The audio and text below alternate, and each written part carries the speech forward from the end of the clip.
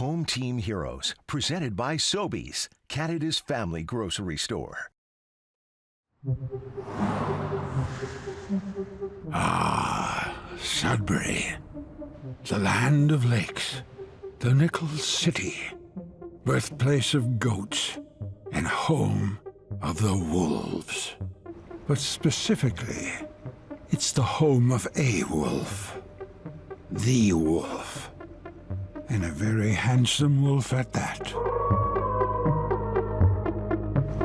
I know we have a song called Sudbury Saturday Night, but Friday night was definitely hockey night in Sudbury. You know, it's just like a typical Sudbury Friday night. You go to a Wolves game and then you go to the Townhouse Tavern after, usually. My first memory of the Goal Wolf was probably when I was really young. I would just always be so excited every time they'd score. I'd make sure, I don't even think I'd watch the celebration on the ice. I'd go right to the Wolf. So I had heard about the Wolf like before I got here, and I remember when we scored our first goal, I looked up and this wolf was coming across like right towards like the middle of the ice to the other team's bench. It's like a landmark almost. It's like Stop and Tom in front of the arena. We score, that wolf stares at the opposition bench, and it's like growling. You know, the teeth are showing, the blood's dripping, and we're coming for blood. He may just be one of the best kept, at least understood traditions, certainly in hockey. But dare I say, in the entire world? I don't even know where the wolf came from. I have to be honest with you, I don't know a lot about the origins of it. I read an article the one day, but I didn't gather much information about it. I don't know if it's had a name, to be honest. I don't know if he has a name. I've always known him as the Wolf on the Wire. We have a mascot named Howler, but I have no idea if there's a name for him. Okay, let's try from the beginning. That's me, your humble narrator, the Wolf. I'm Shanna Fraser. I'm the city archivist. According to the Sudbury Star, in October 1921, a farmer near Espanola found a wolf in one of his bear traps.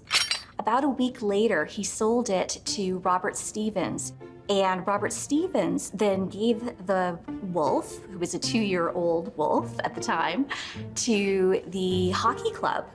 Many years later, they had a stuffed wolf, and they've changed wolves many times over the years. I will tell you, in my 32 years, I probably got 6 phone calls from people saying, hey, I just hit a wolf on the highway. Can you guys use him? I got him here in the car. There's a remote control, and it's quite simple. It says wolf in, wolf out. You push the wolf out, and then you bring the wolf back in. It's funny because, you know, back in the day, the wolf crashed right into the scoreboard. When it hit the corner of the clock, the neck broke. All of a sudden, the neck came back. Half the stuffing was going on the ice during practice, and everybody stopped and looked up and go, this is amazing. We got a dead wolf here. It was already dead, though, you know, guys. He says, we got to go and shoot one by Friday because we start the season. So that's what happened there.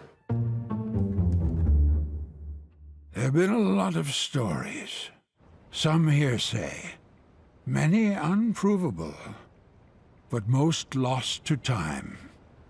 But here are some facts. Number 1.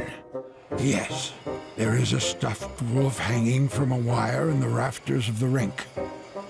Number 2, there have been more than one wolf, but never at the same time.